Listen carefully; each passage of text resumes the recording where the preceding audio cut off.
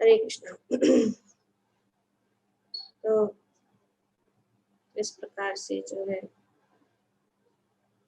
हिरण्यकशिपु ने शुक्राचार्य को अनुष्ठान संपन्न करने के लिए पुरोहित के रूप में चुना और शुक्राचार्य के दो पुत्र थे, षंड और अमरक, जो नजदीक में ही रहते थे। तो प्रहलाद महाराज जो पहले से ही भक्ति में निपुण थे किंतु जब उनके पिता ने उन्हें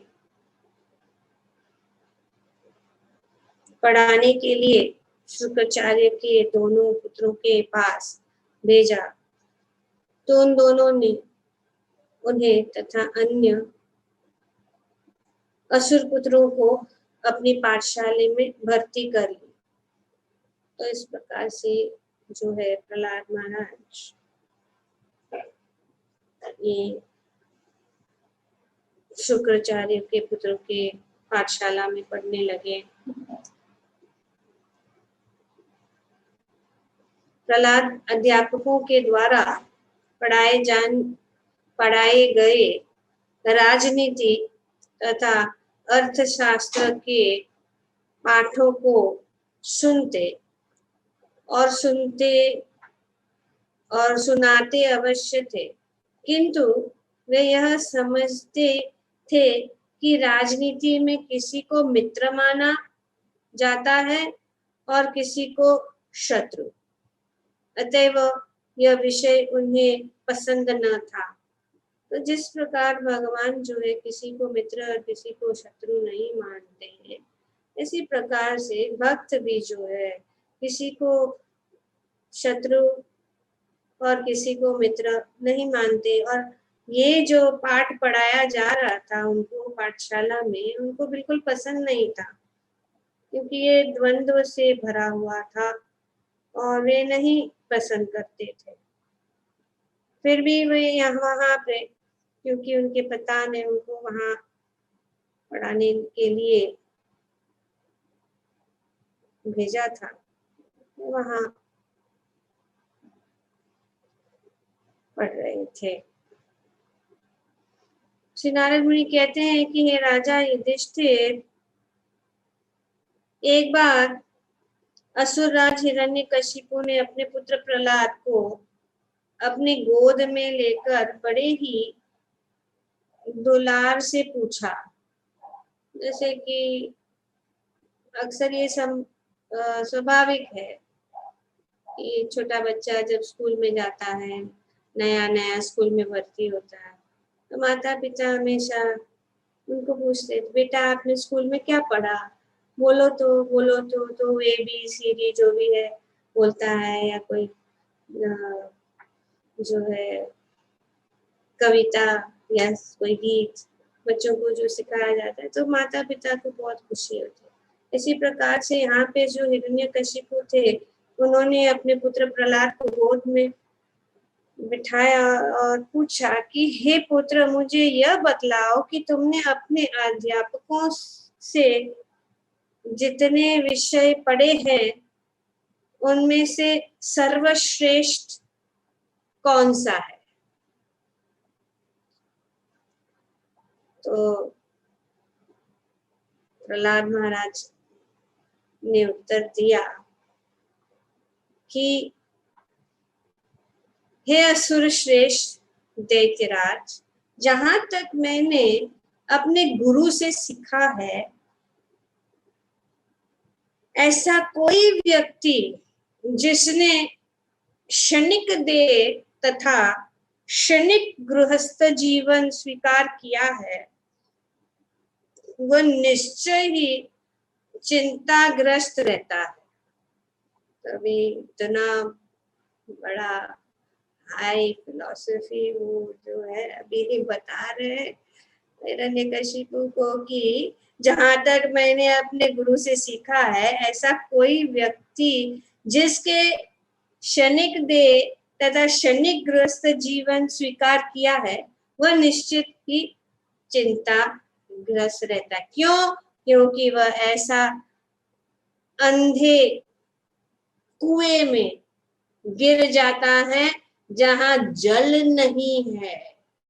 अंधकूपम गृहस्थ जीवन, यहाँ पे प्रहलाद महाराज कह रहे हैं कि ये गृहस्थ जीवन क्या है? अंधकूप, जहां पे ऐसे अंधे कुएं में गिर जाता है जहां जल नहीं रहता, केवल कष्ट ही कष्ट मिलता है। तभी उसका सॉल्यूशन क्या है? तो प्रहलाद महाराज आगे कहते हैं कि मनुष्य को चाहिए कि इस स्थिति को त्याग कर वन में चला जाए। क्या करना है? वन में चला जाए, छोड़ो गृहस्थ जीवन की अंधकूप, वो क्षणिक ध्येय के लिए, ये क्षणिक व्यस्त जीवन को, और स्पष्टार्थ मतलब स्पेशली यह है कि मनुष्य को चाहिए कि वह वृंदावन जाए, जहां केवल कृष्ण भावनामृत व्यक्ति है, और इस तरह वह भगवान की शरण ग्रहण करे। इतनी बड़ी भारी बात बोल दिया उन्होंने।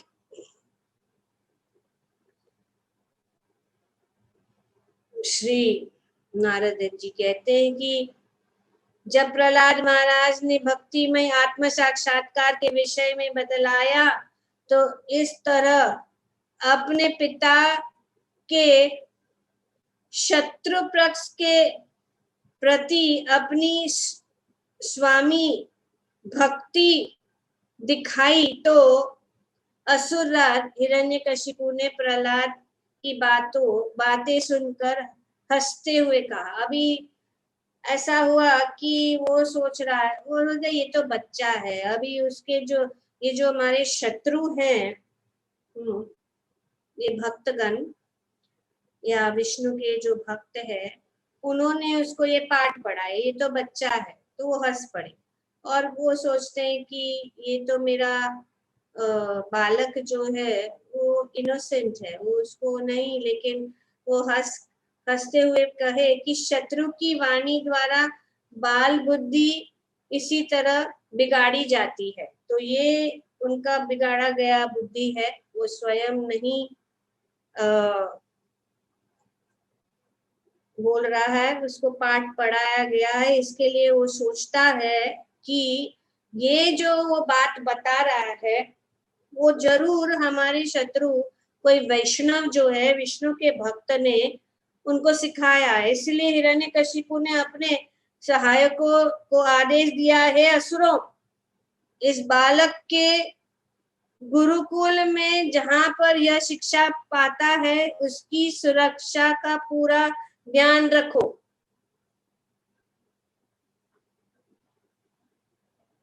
जिससे उसकी बुद्धि को भ्रष्ट नहीं कर सकता, क्योंकि ये जो है, ये हमारे शत्रु जो है, कोई भी भेष में आकर हम वे घूमते हैं, और घूमने वाले वैष्णव द्वारा और अधिक न प्रभावित हो जाए। तो ये शायद ये जो है कोई विष्णु का भक्त या कोई वैष्णव जो है, हम इस असुरों के गुरुकुल में घुस गया होगा, और उस गुरुकुल में घुस जाने के कारण जो है उसको ये पाठ पढ़ा रहा है। तो इसीलिए ये जो है आपकी ये गुरुकुल को आप जो है सुरक्षित रखो, ध्यान रहे कि ऐसे कोई वहां न आए।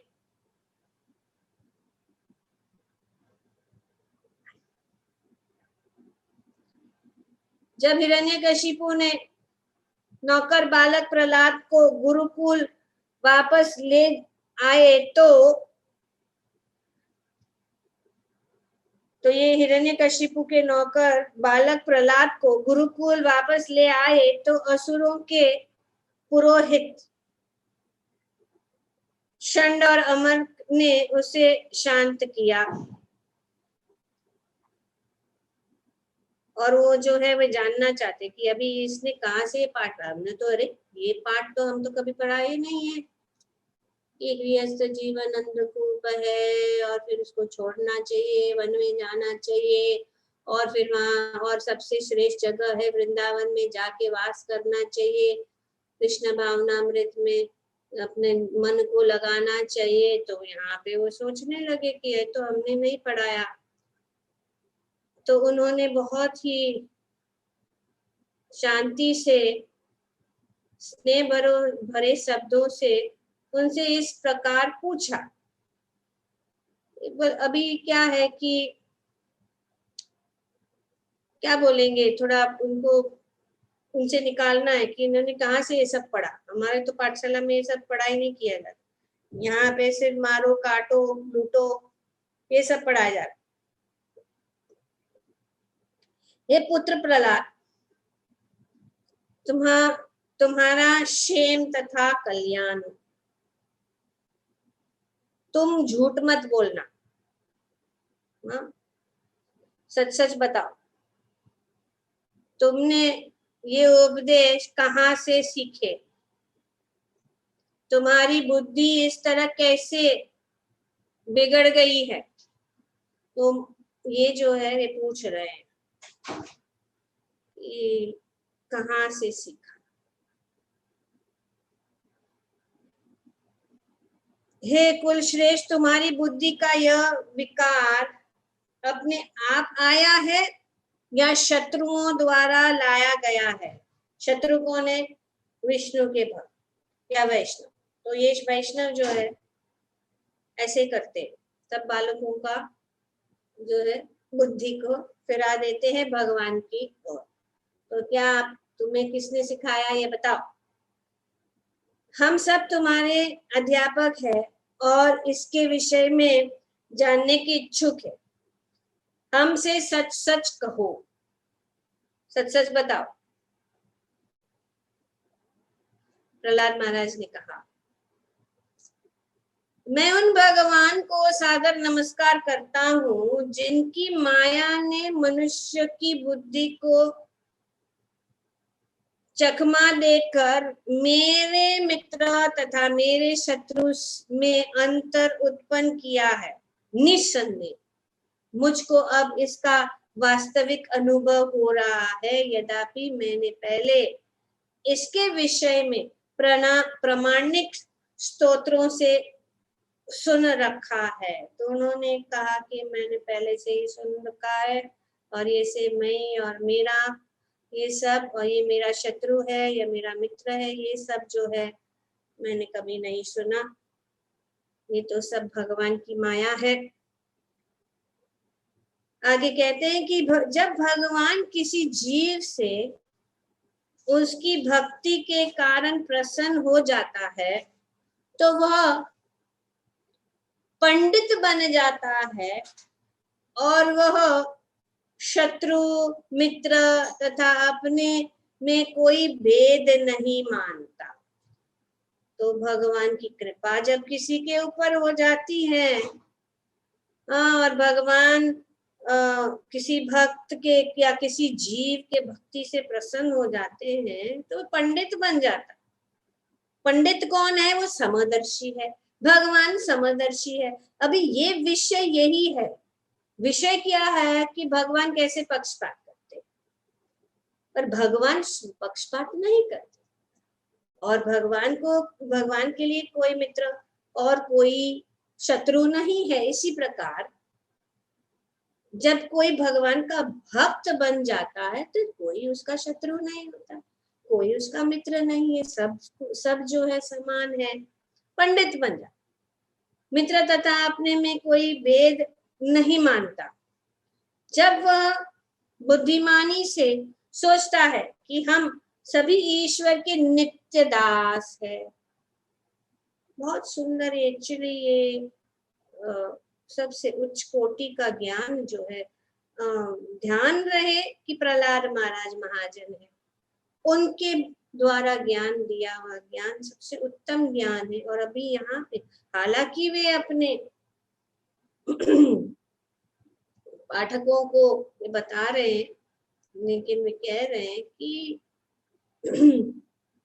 बुद्धिमानी से सोच, तब वह बुद्धिमानी से सोचता है कि हम सभी ईश्वर के नित्य दास हैं, अतएव हम एक दूसरे से भिन्न नहीं है, कोई भेदभाव नहीं है, सब दास है।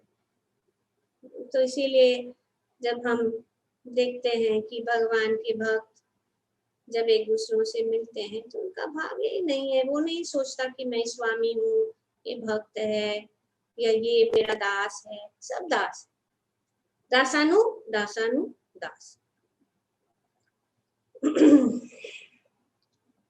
हे ब्राह्मणों, अध्यापकों, जिस प्रकार चुंबक से आकर्षित लोहा स्वतः चुंबक की ओर जाता है, अभी सुंदर उदाहरण दे रहे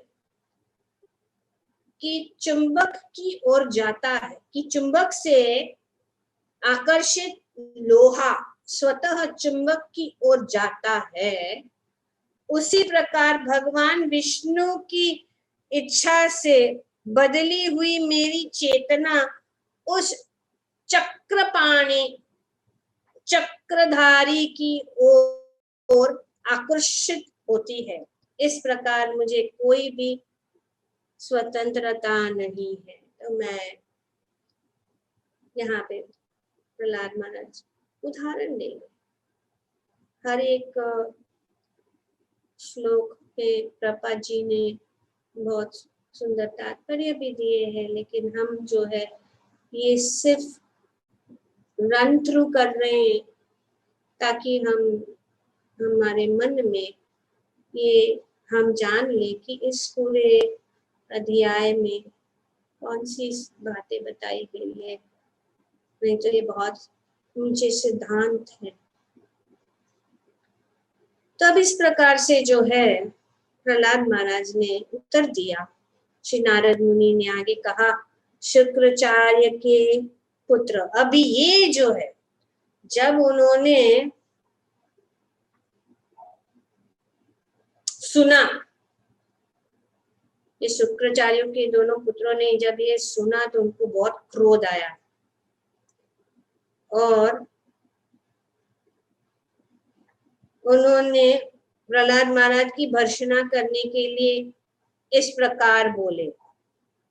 तो क्रोध आया, अरे ये क्या बात कर रहे हैं, हमारे सामने भी ऐसे ही बात करें, अरे मेरी छड़ी तो लाओ। अब वो अभी उसको थोड़ा मारना पड़ेगा, छड़ी दिखाना पड़ेगा, नहीं तो वो सीधा नहीं होने वाला है। तो कह रहे कि क्रोध में कह रहे कि छड़ी तो लाओ, यह प्रहलाद हम लोगों के नाम और यश में बट्टा लगा रहा है, अभी हमारा नाम खराब कर रहा है। हमारे इतना अच्छा गुरुकुल जहाँ पे इतने ऊंचे ऊंचे सिद्धांत, काटो लूटो मारो, ये सब सिखाया जा रहा है, और यहाँ पे बोल रहा है कि सब मित्र है, सब कोई दुश्मन नहीं है, हमारा नाम खराब कर रहा है। अपनी दुर्बुद्धि के कारण यह असुरों के कुल में अंगार बन गया है। अब राजनीति, कूटनीति, ये सब ही है के चार जो प्रकारों में से चौथे के द्वारा इसका उपचार किए जाने की आवश्यकता है। अब ये चार प्रकार के उपचार है जो प्रभुपाद जी तात्पर्य में भी बताते हैं। राजनीतिक मामले में जब कोई व्यक्ति सरकार के विरुद्ध अवज्ञा दिखलाता है तो उसके दमन के लिए 4 नियमों का प्रयोग किया जाता है। 4 नियम है सीधा करने के लिए किसी को। पहला है कानूनी आदेश, दूसरा है समन करना, तीसरा है पद प्रदान करना, या अंततः हथियार का प्रयोग। लास्ट में ये हथियार का, अभी ये बोल रहा है कि ये अभी जो है बातों से नहीं मान रहा है उसको, जैसे कि किसी से कुछ निकालवाना है या उसको सीधा करना है तो उसको कुछ मीठी बातें से पूछते हैं, भाई बोलो, नहीं बोलता है तो उसको कुछ देते हैं, खिलाते हैं, पिलाते हैं, फिर उसको कुछ पद देते हैं, फिर भी वो नहीं सीधा होता है तो फिर उसका वो एक ही रास्ता है, डर, मारना, उसको हथियार का प्रयोग। जब कोई तर्क शेष नहीं रहता तो उसे दंडित किया जाता है। तर्क शास्त्र में इसे खट न्याय कहते हैं। तो इस प्रकार से ये जो खट न्याय का उपयोग कर रहे हैं, क्योंकि उन्होंने प्रेम से पूछा पहला, लेकिन वो नहीं सीधा बोल रहा है तो इसीलिए वो बोला कि अभी उसको मारो, छड़ी ले आओ।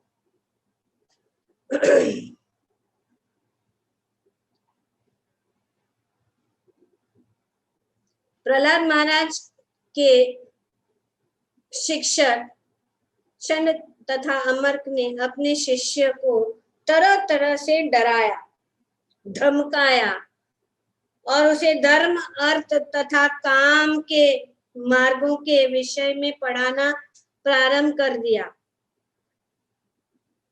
यह थी उनकी शिक्षा देने की विधि। किस प्रकार से इंद्र तृप्ति किया जाए, इंद्र तृप्ति में कैसा क्या करना चाहिए, अर्थ कैसे प्राप्त करना चाहिए, काम कैसा, काम को कैसे प्राप्त करना चाहिए। तो इस प्रकार से ये कूटनीति मामले में पर्याप्त शिक्षा प्राप्त कर चुके हैं। तो अभी वे क्या सोचे कि अभी उन्होंने शिक्षा देना शुरू किया और कुछ काल बाद उन्होंने सोचा कि प्रहलाद महाराज ने अभी ये सीख लिया है, तो उन्होंने सोचा कि अब एक दिन वह प्रहलाद की माता अपने पुत्र को स्वयं नहला धुलाकर तथा पर्याप्त आभूषणों से अलंकृत कर चुकी थी, तो उन शिक्षकों ने उसे उनके पिता के समक्ष लाकर प्रस्तुत कर दिया। अभी एक बार तो आया, अभी दूसरी बार उसने सोचा कि अभी तो सुधर गया, अभी उसको सब पाठ पढ़ा दिया, ये कुटीनाटी सब पाठ पढ़ा दिया है, तो अभी हम उसको वापस, अभी वो योग्य हो गया कि नहीं तो हमारा नाम खराब हो रहा है। हिरण्यकशिपु बोलेगा कि क्या क्या सिखा रहे हो। तो देखिए, जब हिरण्यकशिपु ने देखा कि उनका पुत्र उसके चरणों पर विनत है और प्रणाम कर रहा है, तो उसने तुरंत ही वत्सल पिता की भांति उनके पुत्र को आशीर्वाद देते हुए उसने अपनी दोनों बाहों में भरकर उनका आलिंगन किया। पिता स्वभावतः अपने पुत्रों का आलिंगन करके प्रसन्न होते हैं और इस तरह हिरण्यकशिपु अत्यंत प्रसन्न हो गया। अभी प्रहलाद महाराज, वैसे तो ये तो स्वभाव ही है प्रहलाद महाराज या भक्त का कि वे जो है उनके चरण कमलों को छुआ, उनको नमस्कार किया, तो वो जो पिता जो है उनको अच्छा लगा, तो उनको आलिंगन किया। और फिर आगे नारद मुनि कहते हैं कि हे राजा युधिष्ठिर, हिरण्यकशिपु ने प्रहलाद महाराज को अपनी गोद में बैठा लिया और उसका सिर सूंघने लगा। फिर उनके नेत्रों से प्रेम अश्रु डरकाते हुए और बालक के हंसते मुख को भिगोते हुए वह उनके पुत्र से इस प्रकार बोला। तो बहुत खुश हो गया, उनके नेत्रों से खुशी के अश्रु बह रहे थे और वे जो है उनको पूछ रहे हैं। यदि बालक या शिष्य अपने पिता अथवा गुरु के चरण पर गिरता है तो गुरु या पिता अपने से छोटे का सिर सूंघता है। तो इस प्रकार से स्वाभाविक है। हिरण्यकशिपु ने कहा, हे प्रहलाद, मेरे पुत्र, हे चिरंजीव, इतने काल में तुमने अपने गुरुओं से बहुत सारी बातें सुनी है। अब तुम उन सब में जिसे सर्वश्रेष्ठ समझते हो उसे मुझसे कह सुनाओ। तो उन्होंने कहा कि अच्छा, अभी तो वो बहुत अच्छा बच्चा बन गया, मेरी बोली बोलेगा। लेकिन प्रहलाद महाराज ने कहा क्या? श्री प्रहलाद वाच श्रवणम कीर्तनम विष्णु स्मरणम। विष्णु उसने सुना, फिर भी वो सोचा चलो कुछ आगे भी अच्छा आएगा। श्रवणम कीर्तनम विष्णु स्मरणम पाद सेवनम अर्चनम वंदनम दास्यम साख्यम आत्मनिवेदनम। तो इस प्रकार से वो बोलने लगा। प्रहलाद महाराज कहने लगे, भगवान विष्णु के दिव्य पवित्र नाम, रूप, साज सामान तथा लीलाओं के विषय में सुनना तथा कीर्तन करना, उनका स्मरण करना, भगवान के चरण कमलों की सेवा करना, षोडशोपचार विधि द्वारा भगवान की सुंदर पूजा करना, भगवान की प्रार्थना करना, उनका दास बनना, भगवान के सर्वश्रेष्ठ मित्र के रूप में मानना तथा उन्हें अपना सर्वस्व न्योछावर करना, अर्थात मानस वाचा कर्मणा उसी सेवा करना। शुद्ध भक्ति की ये 9 विधियां स्वीकार की जा गई है। जिस किसी ने इस 9 विधियों द्वारा कृष्ण की सेवा में अपना जीवन अर्पित कर दिया है, उसे ही सर्वाधिक विद्वान व्यक्ति मानना चाहिए, क्योंकि उनसे पूर्ण ज्ञान प्राप्त कर लिया है। इस प्रकार से प्रहलाद महाराज ने अपने पिता, जिसका दुश्मन विष्णु है, उन्होंने जब सुना, और प्रभुपाद जी ये बहुत ही सुंदर, ये तो सबसे बड़ा सिद्धांत है। ये नवदा भक्ति जो प्रहलाद महाराज बता रहे हैं बहुत ही पावरफुल है। और इस जो श्लोक का तात्पर्य प्रभुपाद जी ने बहुत सारे विस्तार रूप से समझाया है, बहुत महत्वपूर्ण है। अगर एक बार हम पढ़ सके तो अच्छा है, लेकिन आज के लिए हम आगे जा रहे हैं कि हम जान लें कि ये जो श्रवणम कीर्तनम विष्णु स्मरणम पाद सेवनम अर्चनम वंदनम दास्यम साख्यम आत्मनिवेदनम जो है, ये प्रहलाद महाराज के मुख से निकला गया है। तो जो क्या हो सकता है जब, और ये तो देखते ही रह गए, ये 2 जो है चंडरा महाराज तो बोल रहे, अरे ये तो सीधा उसको इतना पाठ पढ़ाया, अभी फिर से ये उल्टा पाठ बोल रहा है, ये हमने तो नहीं पूछा, हमने तो नहीं सिखाया। तो तुरंत अपने पुत्र प्रहलाद के मुख से इस वचनों को सुनकर हिरण्यकशिपु अत्यंत क्रोध हुए। उसने कांपते हुए होठों से अपने गुरु, उनके गुरु शुक्राचार्य के पुत्र शन से इस प्रकार कहा। तो पकड़ेगा किसको? उसको, उनको ही, क्योंकि इसने पाठ। तो अरे ब्राह्मण के अत्यंत नृशंस अयोग्य पुत्र,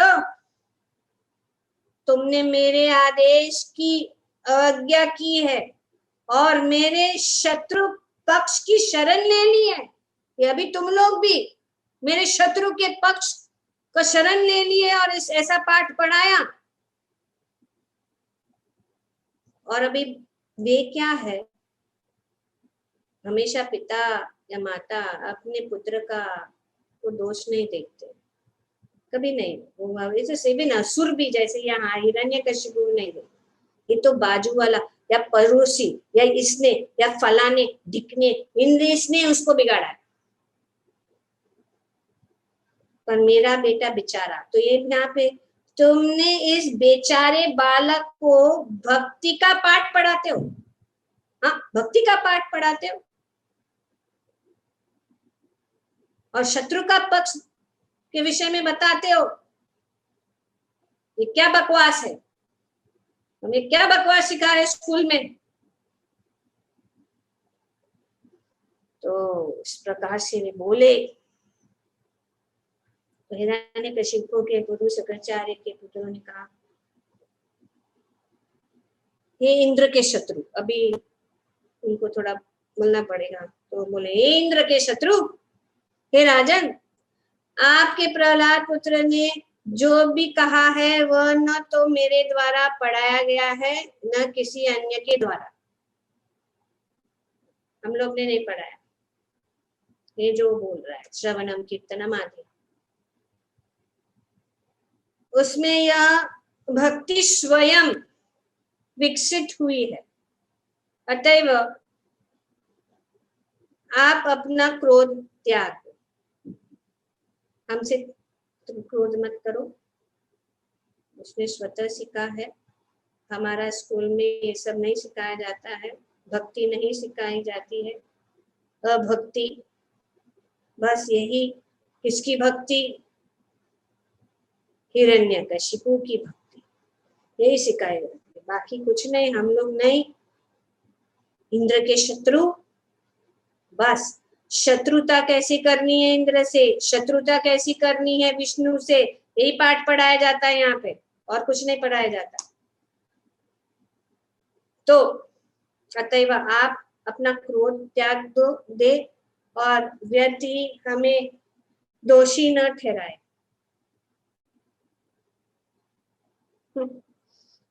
एक ब्राह्मण को इस प्रकार अपमानित करना अच्छा नहीं है। अभी थोड़ा उसको भी थोड़ा पाठ पढ़ाना जरूरी है कि ब्राह्मणों के साथ कैसे व्यवहार किया जाए। तो इस प्रकार से जो है कि आप ऐसे इस प्रकार अपमानित मत कीजिए। हम ब्राह्मण हैं तो छोड़ दीजिए आपका क्रोध, ये अपने आप सीखा है, स्वतः ही सीखा है। तो श्री नारद मुनि आगे कहा, जब हिरण्यकशिपु को अध्यापक से यह उत्तर मिल गया तो उसने पुनः अपने पुत्र को संबोधित किया। हिरण्यकशिपु ने कहा, अरे धुत, हमारे परिवार के सबसे पतित, पहले तो कह रहे चिरंजीवी, अभी कह रहे पतित। यदि तुमने यह शिक्षा अपने अध्यापकों से नहीं प्राप्त की तो बतला कि इसे कहां से प्राप्त की है, ये बताओ, कहां से प्राप्त की?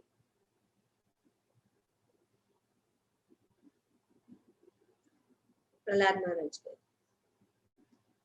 मति न कृष्णे परत स्वतो वा मितो विपद्येते गृहव्रतानाम् अदन्दगो विशतान्तमिश्रम् पुनः पुनश्चर्वितं चर्वणानाम्। बहुत सुंदर ये बता रहे हैं यहाँ पे प्रहलाद महाराज। प्रहलाद महाराज ने कहा, अपनी असंयमित इंद्रियों के कारण जो लोग भौतिकतावादी जीवन के प्रति अत्यधिक लिप्त रहते हैं वे नरकगामी होते हैं और बार बार उसे चबाते हैं जिसे पहले से ही चबाया जा चुका। चूइंग द चूड, जो पहले से ही चबाया जा गया है उसको ही चबाना, उसमें कोई रस नहीं है, ये व्यर्थ है। ऐसे लोगों का कृष्ण के प्रति झुकाव न तो अन्यों के उपदेशों से, न अपने निजी प्रयासों से, न ही दोनों को मिलाकर कभी होता है।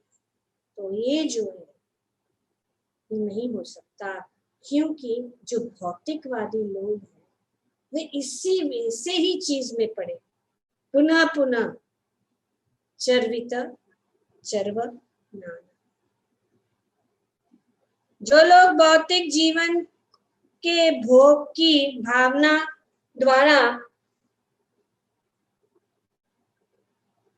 दृढ़ता से बंधे हैं और जिन्होंने अपने ही समान बाह्य इंद्रिय विषयों से आसक्त अंधे व्यक्ति को अपना नेता या गुरु स्वीकार कर रखा है, वह यह नहीं समझ सकते कि जीवन का लक्ष्य भगवत धाम को वापस जाना तथा भगवान विष्णु की सेवा में लगे रहना है। फिर से विष्णु सुन रहा है, उसकी आंख और भी लाल हो रही है कि ये मेरा पुत्र है कि कौन है, मेरे शत्रु का गुणगान कर रहा है। तो यहाँ पे इनडायरेक्टली वो उनको ही कह रहे हैं कि जो लोग भौतिक जीवन को भोग की भावना द्वारा जो है इंद्रिय विषय से आसक्त अंधे व्यक्ति, इंद्रिय विषय, हिरण्यकशिप इंद्रिय विषय से आसक्त व्यक्ति को अपना नेता या गुरु स्वीकार कर रखा है,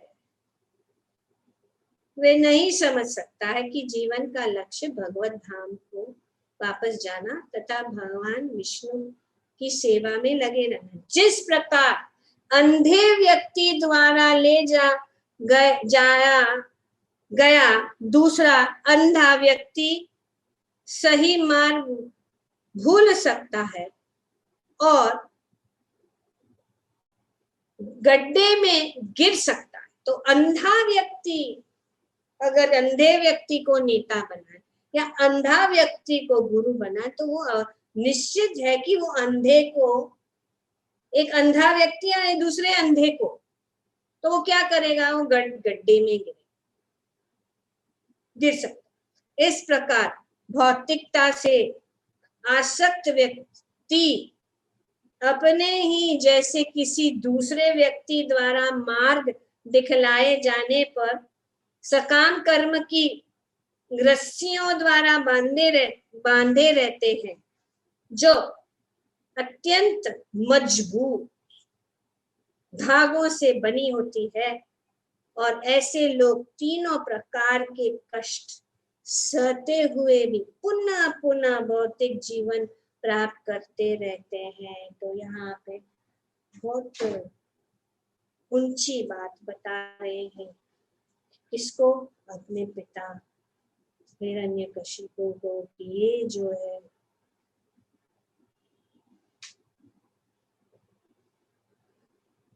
अंधा गुरु, अंधा नेता,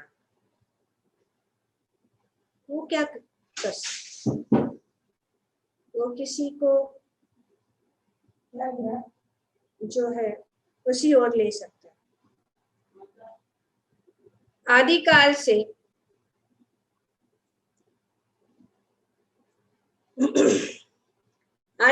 से वंशानुगत गुरुओं की मान्यता प्राप्त होती है कि वंश हमारे कुल के गुरु, हमारे वंश में वंश की गुरु है, मान्यता प्राप्त होती है। किंतु प्रहलाद महाराज ने ऐसे जन्मजात गुरु को या उनके उपदेशों को ग्रहण करने से इनकार कर दिया था।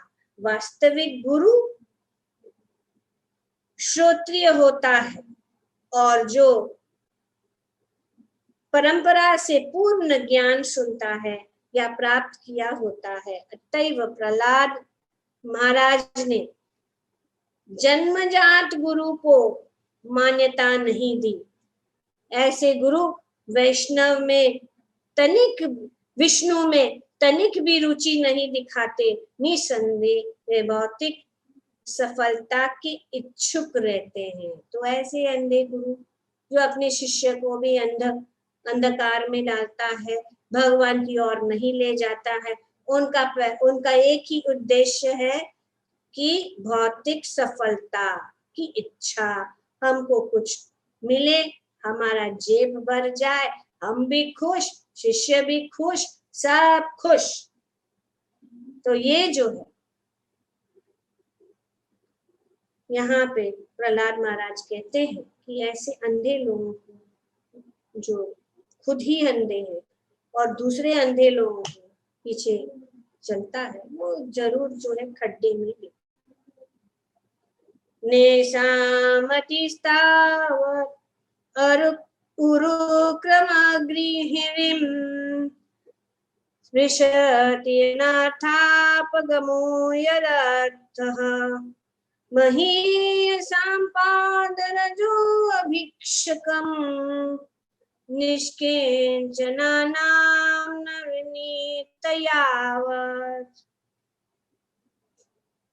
जब तक भौतिकतावादी जीवन के प्रति झुकाव रखने वाले लोग ऐसे वैष्णवों के चरण कमलों की धूली अपने शरीर में नहीं लगाते, सिद्ध भक्त चरण रेणु भजन अनुकूल। यहाँ पे इसीलिए हम सुबह बता रहे थे कि हमारे आचार्यों ने जो सुंदर जो भजन लिखे हैं, वे ऐसा नहीं कि उनके मन से, उन शास्त्रों के अनुसार महाजनों का जो वाक्य है उस वाक्य को उन्होंने प्रस्तुत किया है।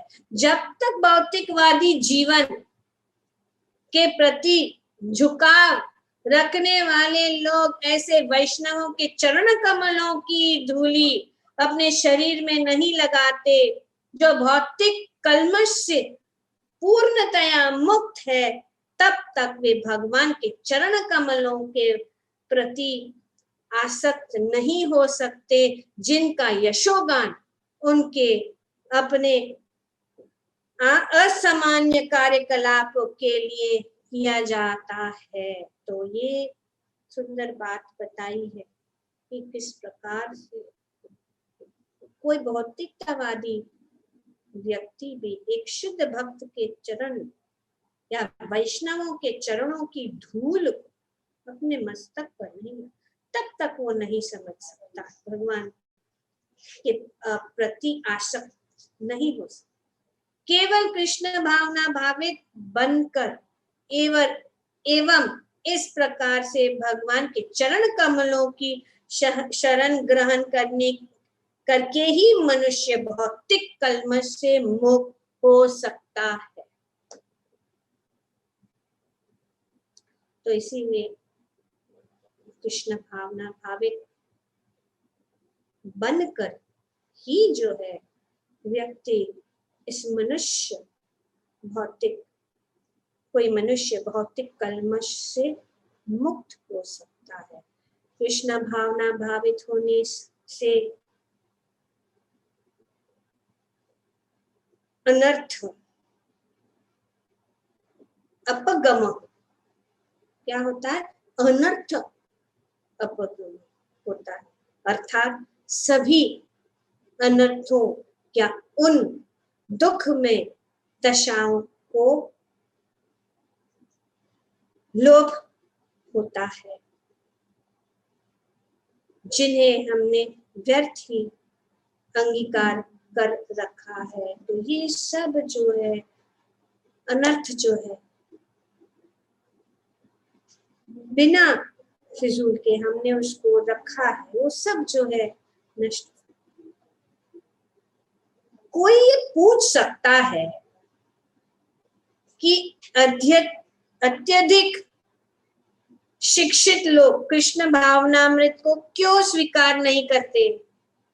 अब ये प्रश्न उठता है कि क्यों स्वीकार नहीं करते। उनका कारण इस श्लोक में बताया गया है। प्रभुपाद जी अपने तात्पर्य में बताते, जब तक कोई पूर्णतया कृष्ण भावना भावित प्रामाणिक गुरु की शरण ग्रहण नहीं करता, तब तक कृष्ण को समझने का प्रश्न ही नहीं उठता। तो ये महत्वपूर्ण बात है कि भगवान को समझना कठिन है जब तक कोई पूर्णता। इसीलिए प्रामाणिक गुरु होना जरूरी है। अगर ऐसा अंधा गुरु को स्वीकार करने से भगवान को नहीं, अपने जो लक्ष्य है नहीं पहुंच। तो जब तक कोई पूर्णतया कृष्ण भावना भावित प्रामाणिक गुरु की शरण ग्रहण नहीं करता, तब तक कृष्ण को समझने का प्रश्न ही नहीं उठता। शिक्षक, विद्वान तथा लाखों व्यक्तियों द्वारा पूजित राजनीतिक नेता जीवन के लक्ष्य को नहीं समझ सकते और कृष्ण भावनामृत को अंगीकार नहीं कर सकते, क्योंकि उन्होंने प्रामाणिक गुरु एवं वेदों को स्वीकार नहीं किया है। तो न तो शिक्षा प्राप्त करने से, न विद्वता पूर्वक भाषण करने से, प्रवचनेन लक्ष्यः, ये बताया गया है कि मुंडक उपनिषद में कि न तो शिक्षा प्राप्त करने से, न विद्वता पूर्वक पूर्ण भाषण करने से, अथवा अनेकों अनेक अद्भुत वस्तुओं की खोज करने वाले विद्वान विज्ञानी साइंटिस्ट बनने के कोई स्वरूप प्रसिद्ध बन सकता है।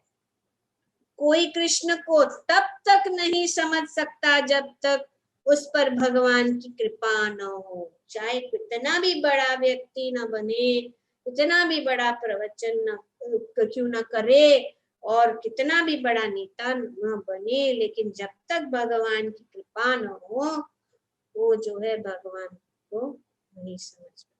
जिसने कृष्ण के शुद्ध भक्त की शरण ले ली है और उनके चरण कमलों की धूली धारण की है, वही कृष्ण को समझ सकता है। ये अनुकूल चीज बता रही है कि क्या अनुकूल है भक्ति में आगे बढ़ने के लिए। अनुकूल चीज क्या है यहाँ पे बताया गया है कि शुद्ध भक्त के चरण की धूली वह कृष्ण को कृष्ण को समझ सकता है। सर्वप्रथम मनुष्य को यह जानना चाहिए कि वह माया के चंगुल से किस प्रकार बाहर निकले। इसका एकमात्र उपाय है, वह है कृष्ण भावना भावित होना। माया के चंगुल से निकलने का एक ही रास्ता है कि भगवान की शरणागत हो। प्रहलाद महाराज हिरण्यकशिपु को बोल रहे हैं, जैसे ही उन्होंने सुना कि ये मेरा शत्रु का पक्ष में हो गया, उन्होंने तुरंत अपने गोद से उसको उठाकर नीचे फेंक दिया। जब प्रहलाद महाराज इस प्रकार बोलकर शांत हो गया, तो क्रोध से अंधे, क्रोध जो है व्यक्ति को अंधा करते, इसीलिए क्रोध बहुत ही खतरनाक। कहाँ है, कौन है, किसके साथ बोल रहे हैं, दिखाई नहीं देता। तो इसीलिए क्रोध से अंधे हिरण्यकशिपु ने उन्हें अपनी गोद से उठाकर भूमि पर फेंक दिया। तो नीचे फेंक दिया, नहीं चाहिए। अभी फेंक दिया से उससे नहीं काम चलेगा, उसको मार डालो। क्या? उसको मार डालो। इसीलिए युधिष्ठिर महाराज ने पूछा कि वो ऐसा कैसा हो गया। अभी बेचारे ने क्या किया, भगवान का भक्ति, भगवान के विषय में बोला और वो बोल रहे मारो उसको, अभी मार डालो।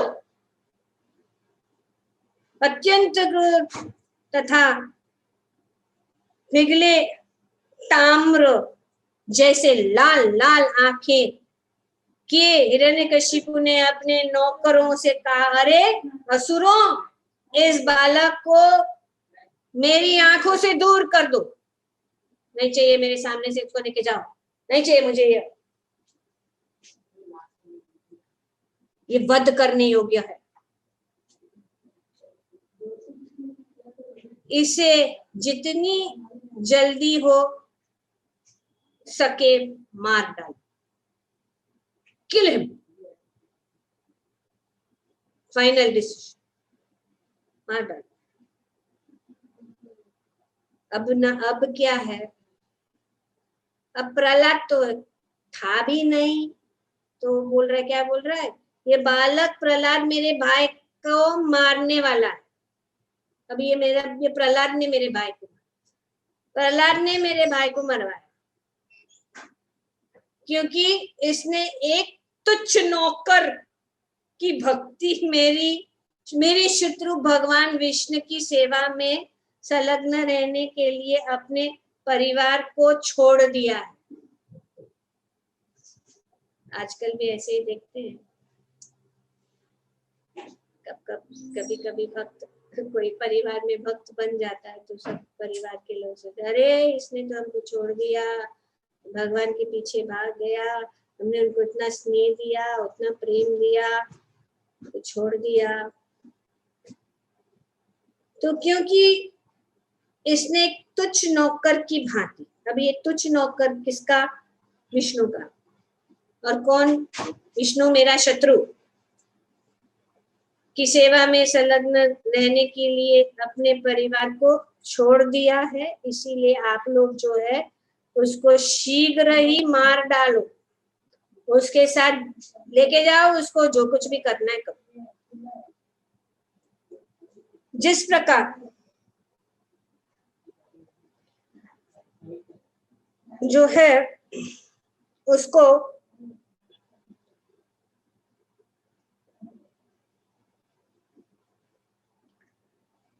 कैसे मारेंगे? खाते बैठते या सोते हुए सभी तरह से इस शत्रु को मार डाला जाए, कैसे भी उसको, कैसे भी मार। 5 साल का बालक।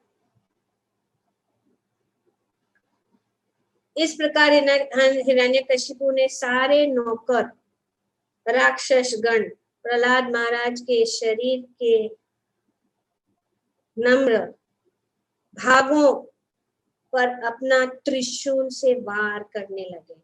अभी उनके सब जो थे नौकर सिपाही सब जो है वो मारने लगे त्रिशूल से।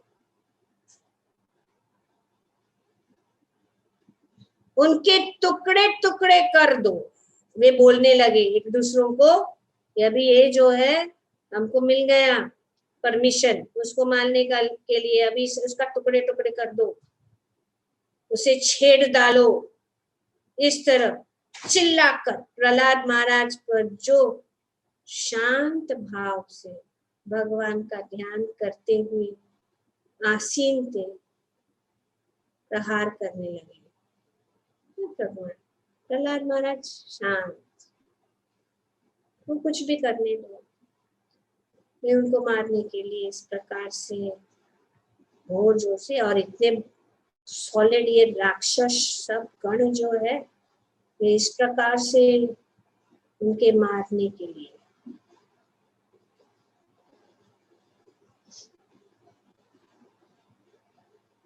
ऐसा व्यक्ति जिसके पास कोई पुण्य कर्म की कमाई नहीं होती, यदि वह कोई अच्छा कार्य कर भी ले तो उनका कोई परिणाम नहीं निकलता। इस प्रकार राक्षसों ने हथियारों का प्रहलाद महाराज पर कोई प्रकट प्रभाव नहीं पड़ सका। तो जब वो मारने लगे तो प्रहलाद महाराज के ऊपर कोई प्रभाव नहीं, क्योंकि वे भौतिक दिशाओं से अविचलित रहने वाले भक्त थे और उन भगवान का ध्यान करने तथा सेवा करने में व्यस्त थे जो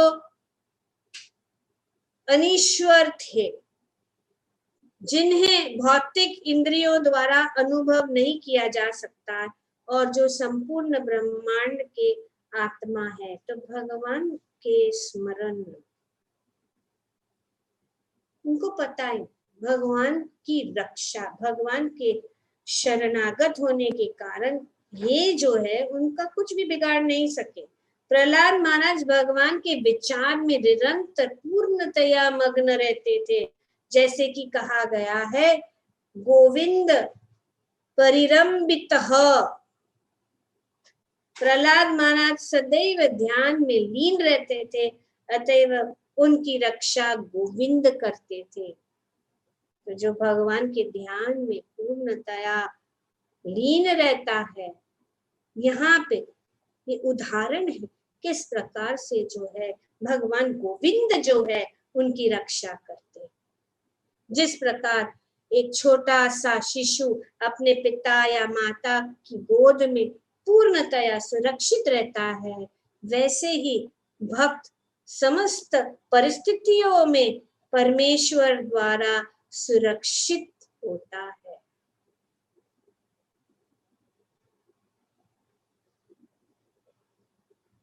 समय हो गया, यहाँ पे रुकना है।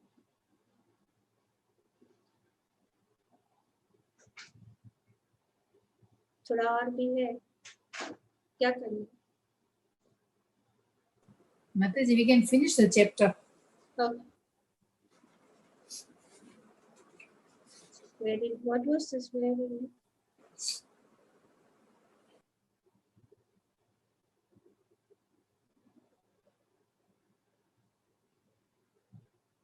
तो भगवान से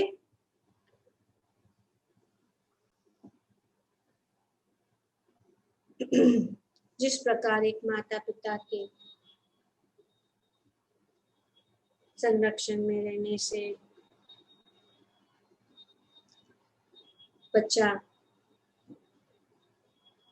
सुरक्षित रहता है, उसी प्रकार जिसने भगवान श्री कृष्ण, परम पुरुषोत्तम भगवान श्री कृष्ण के शरण ग्रहण की है, उनके द्वारा, श्री गोविंद के द्वारा वे सुरक्षित है। हे गोविंद, हे गोपाल, राखो शरण अब तो जीवन हारे। जिस प्रकार से हमने देखा कि भगवान गोविंद जो है गजेंद्र को बचाने के लिए तुरंत आए। हिरण्यकशिपु अपने पुत्र को, अब वो नहीं मर रहा है, तो उन्होंने बहुत सारी योजनाएं की, किसी न किसी प्रकार से उसको मार डाला। क्या क्या किया उन्होंने? अपने पुत्र को विशाल हाथियों के पांवों से नीचे कुचलने की कोशिश की, भगवान ने उनको बचाया। बड़े बड़े भयानक सांपों के बीच में उनको डाला गया, भगवान ने उनको बचाया। विध्वंस शंख जादू का प्रयोग करके भगवान ने उनको बचाया। पर्वत की चोटी से नीचे गिरा दिया। देखिए कितना कोशिश कर रहा है उसको मारने के लिए, लेकिन हर बार जो है भगवान ने उनको बचाया, भगवान ने उनकी रक्षा की, एक ही उनका क्या है। इसीलिए प्रहलाद महाराज जिन्होंने ही बताया श्रवणम कीर्तनम विष्णु स्मरणम, विष्णु स्मरणम के प्रतीक है। परफेक्टेड विष्णु स्मरणम, परफेक्ट स्थिर हुए भगवान के स्मरण में। कुछ भी होने दो आजू बाजू में, कुछ भी होने दो शरीर के साथ, पर स्मरण नहीं भूलना। तो ये सबसे उत्तम उदाहरण यहाँ पे दिखाया जा रहा है। मायावी तरकीबों करके भगवान ने बचाया, विष देकर उनको विष पिलाया गया।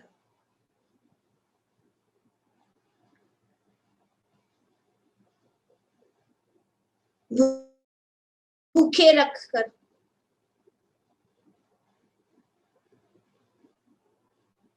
ठिठुरती ठंडी में उनको रखा, हवा अग्नि तथा जल में रखकर या उस पर भारी पत्थर फेंक कर भी नहीं मार पाया। कितना अत्याचार किया उन्होंने अपने। तो भगवान ने देवताओं को कहा कि जब इस दुष्ट हिरण्यकशिपु, क्योंकि भगवान को जो है अपने भक्तों को कष्ट जो है सहन नहीं कर सकते। कुछ भी किसी का वरदान क्यों ना हो उनके ऊपर, ब्रह्मा जी का वरदान था कोई बात नहीं, काट देंगे भगवान, राखे कृष्ण मारे के, मारे कृष्ण राखे के। तो नहीं मार पाए, बहुत किया। जब उनने देखा कि वह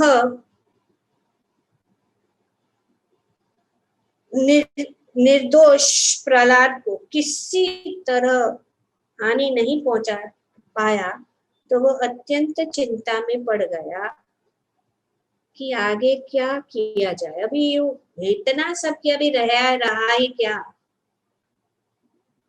तो उसने सोचा कि अभी चिंता में हो गया। हिरण्यकशिपु ने विचार किया, मैंने इस बालक को दंडित करने के लिए अनेक गालियां दी हैं, अपशब्द कहे हैं और उसे मार डालने के लिए अनेक उपाय किए, किंतु मेरे समस्त प्रयत्न के बावजूद यह मरा नहीं। वो सोचने लग गया, निस्संदेह इन विश्वासघातों तथा धुनित कर्मों के द्वारा वह तनिक भी प्रभावित नहीं हुआ और अपनी ही शक्ति से उसने अपने को बचाया है। अभी वो मानेंगे नहीं ना, कभी बोलेंगे उसकी शक्ति, मानेंगे नहीं कि विष्णु की शक्ति। तो अपना ही शक्ति से उसने अपने को बचाया। यद्यपि यह मेरे अत्यंत निकट है और निरा बालक है, फिर भी यह पूर्ण निर्भर है। यह उस कुत्ते के टेढ़ी पूंछ के समान है। अभी उसको बोल रहा है, सोच रहा है कि ये जो है, जो इसकी पूंछ जो है टेढ़ी है, वो सीधी नहीं होगी, एक कुत्ते की पूंछ की जैसा है, जो कभी सीधी नहीं की जा सकती, क्योंकि यह मेरे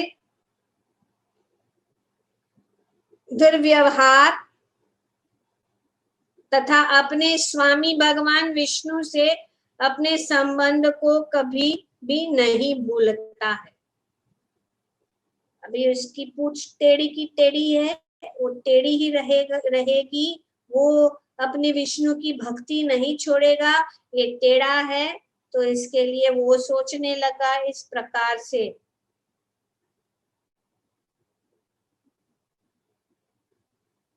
मैं देखता हूं कि इस बालक की शक्ति असीम है, क्योंकि यह मेरे किसी भी दंड से भयभीत नहीं हुआ। ये अमर प्रतीत होता है। अभी वो डरने लग गया। ये हम अमर प्रतीत होता है, क्योंकि जो दुष्ट लोग हैं वो हमेशा भयभीत तो रहते ही, कभी ना कभी उनको डर तो लगता है। अरे मेरा कुछ छीन न जाए, मेरे को कुछ मार न डाले, मेरा कुछ पद कोई ले ले, हमेशा डरे हुए ही लेते, तो वो डरने लग गया। अभी ये अमर प्रतीत होता है, अतएव इसके प्रति शत्रुता के भाव से मैं मरूंगा। अभी उसको ऐसा सोचने लग गया, डर मन में आ गया कि अभी ये ना इसके साथ शत्रुता के मैं मरूंगा, या ऐसा नहीं भी हो सकता है। अभी डबल माइंड हो गया वो। माइंड देखो, माइंड उसका एकदम डिस्टर्ब हो गया कि अभी इसके कारण मैं मरूंगा या नहीं भी होगा, शायद पता नहीं। मैं तो अभी no no no don't worry Hiranyakashipu, you are, तुम्हें तो जो है अमरता, मतलब तुझे कोई मार नहीं सकता है, तू, तेरे पास तो इतना वरदान है, तो कैसे तेरे मन में ऐसी आई बात कि मैं इसके साथ शत्रुता करके मैं मरूंगा। नहीं नहीं नहीं, ये गंदे विचार को निकाल। तो इसके लिए कहता है कि यह ऐसा नहीं भी हो सकता। इस प्रकार सोचते हुए चिंतित तथा कांतिहीन, अभी उसका मुंह भी गिर गया, इसका कांति भी खो दिया, वो चिंता में हो गया। दैत्यराज अपना मुंह नीचे किया और चुप रह गया। अभी वो बोला कि कुछ नहीं कर सकते, इसका क्या किया जाए। अभी चिंता में गए। तब उनके चमचे है ना उधर, तो शुक्राचार्य के दोनों पुत्र शन तथा अमर एकांत में उससे बोले,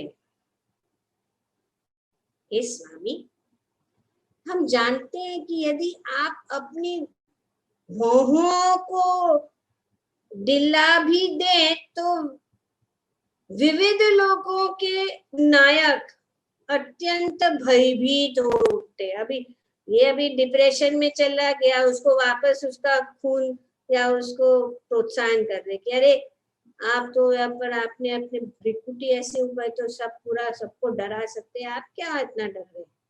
अपने किसी भी सहायता लिए बिना ही तीनों लोगों को जीत लिया है। आपने किसी भी सहायता के बिना, किसी के भी सहायता के बिना आपने तीनों लोगों को जीत लिया है। Don't get depressed, you are very positive, I am giving you positive messages. इसीलिए हमें आपके चिंतित होने का कोई कारण नहीं दिख रहा है। तो हम नहीं देख रहे कि आपको चिंता होने की कोई कारण नहीं है, आप तो इतने शक्तिशाली हो, इतने महान हो।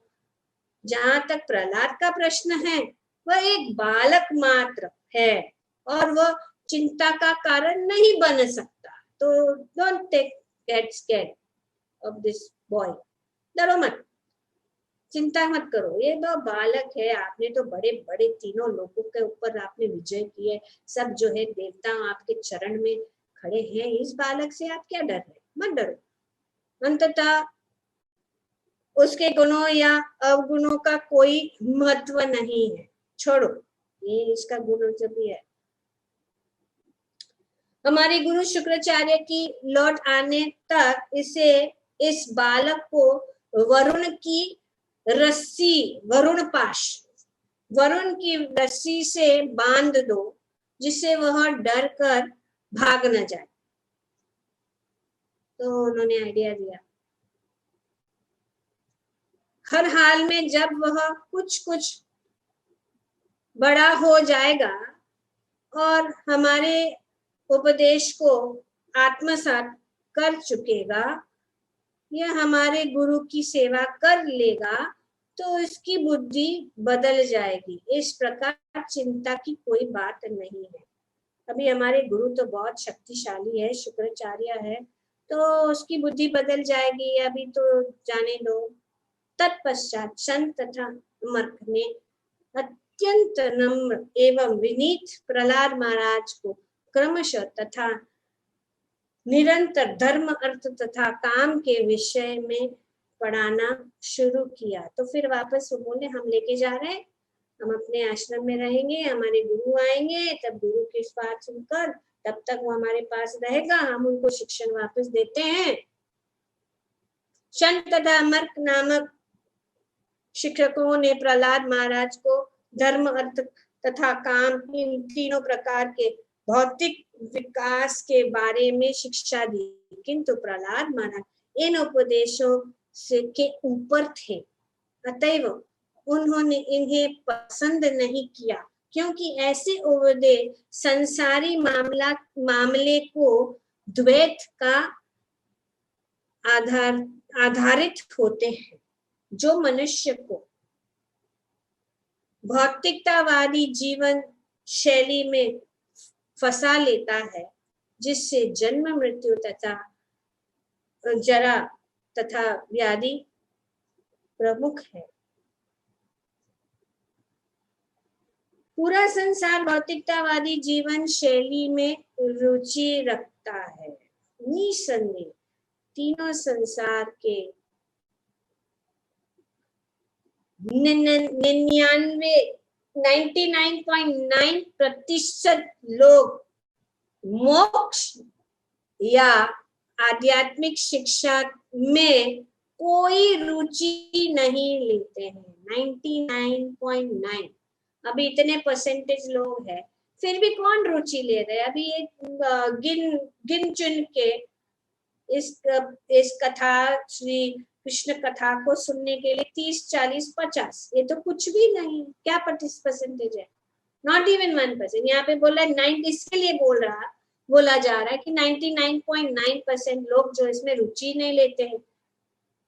केवल भगवान के भक्त, जिनमें प्रहलाद महाराज तथा नारद मुनि जैसे महापुरुष प्रमुख है, आध्यात्मिक जीवन की असली शिक्षा में रुचि लेते हैं।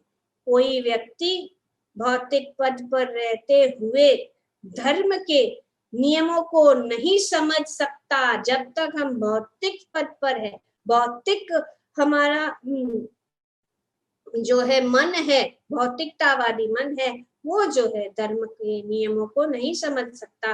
अतएव उन्हें चाहिए कि उन महापुरुषों का अनुगमन करे। वो महापुरुष कौन है? स्वयंभू नारदो शंभो कुमारो कपिलो मुनि प्रहलादो जनको भीष्मो बलि व्यवासिके द्वयम्। मनुष्य को चाहिए कि वह ब्रह्मा, नारद, शिव, कपिल मुनि, मनु, 4 कुमार, प्रहलाद महाराज, भीष्म, जनक, बलि महाराज, सुखदेव गोस्वामी तथा यमराज जैसे महापुरुषों के पद चिन्हों का अनुगमन करें। तो यहाँ पे प्रहलाद महाराज का अनुगमन अगर हम करेंगे तो भगवत कृपा और भगवत भक्ति प्राप्त हो सकेगी। जो लोग आध्यात्मिक जीवन में रुचि रखते हैं, उन्हें चाहिए कि धर्म अर्थ तथा काम का परित्याग करके, ये जो 4 पुरुषार्थ है, धर्म अर्थ काम और मोक्ष को त्याग दे, परित्याग करके प्रहलाद महाराज का अनुगमन करे। मनुष्य को आध्यात्मिक शिक्षा लेनी चाहिए। इसीलिए कृष्ण भावनामृत आंदोलन प्रहलाद महाराज के चरण चिन्हों पर चलकर सारे विश्व में फैल रहा है, क्योंकि जिन्हें अपने शिक्षकों से प्राप्त भौतिकतावादी शिक्षा बिल्कुल पसंद न थी, तो इसीलिए यहाँ पे प्रभुपाद जी वेरी क्लियरली बता रहे कि क्यों प्रहलाद महाराज की कथा, प्रहलाद महाराज की शिक्षण इतने महत्वपूर्ण है, क्योंकि ये पूरा जो कृष्ण भावनामृत संघ है, इस प्रहलाद महाराज की शिक्षणों के आधार पर चल रहा है। 5 मिनट और लगेगा। तब प्रहलाद महाराज ने, जो सचमुच परम विद्वान पुरुष थे, अपने सहपाठियों से अत्यंत मधुर वाणी से कहा। तो इस प्रकार से जो है, सॉरी एक मिस हो गया, जब शिक्षक अपने घरेलू काम करने अपने घर चले जाते थे तो प्रहलाद महाराज के समवयस्क छात्र उन्हें इस अवकाश छुट्टी को खेलने में लगाने के लिए बुला लेते। तो जब वे छुट्टी, like break time between class, एक क्लास हो गया है तो जो छात्र जो है चले जाते थे अपने कक्ष में, तो ये बच्चे खेलते हैं। तब प्रहलाद महाराज ने, जो सचमुच परम विद्वान पुरुष थे, अपने सहपाठियों से अत्यंत मधुर वाणी से कहा। उन्होंने हंसते हुए भौतिकतावादी जीवन शैली की अनुपयोगिता के विषय में बताना शुरू किया। उन पर अत्यंत कृपालु होने के कारण उन्होंने उन्हें इस प्रकार उपदेश दिया।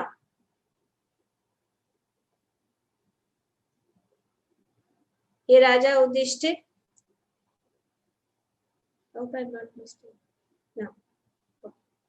हे राजा युधिष्ठिर, सारे बालक प्रहलाद महाराज को अत्यधिक चाहते थे और उनका सम्मान करते थे।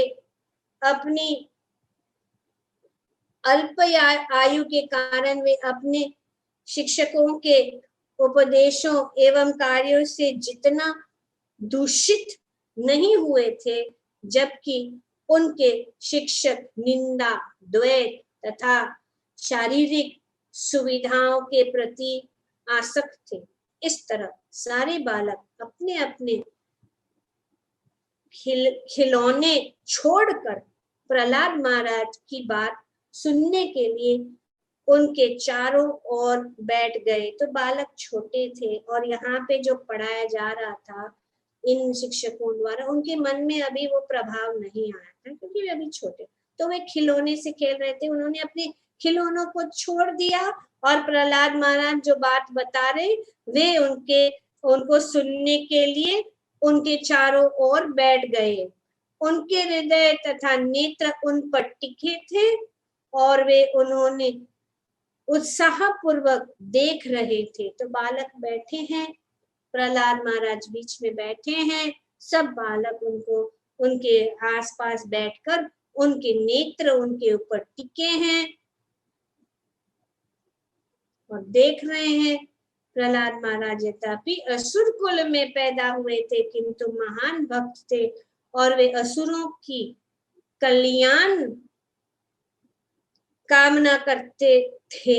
इस प्रकार उन्होंने इस बालकों को भौतिकतावादी जीवन की व्यर्थता के विषय में उपदेश देना प्रारंभ किया। इस प्रकार श्रीमद् भागवत के 7वें स्कंद के अंतर्गत 7वें अध्याय हिरण्यकशिपु का साधु पुत्र प्रहलाद महाराज नामक 5वें अध्याय के भक्ति वेदांत तात्पर्य पूर्ण हुए। ओम तत्सत। श्रीमद् भागवतम की जय। प्रहलाद महाराज की जय। श्रील प्रभुपाद की जय। सब भक्तों की जय। हिताय गौर प्रेमानंदे। Thank you.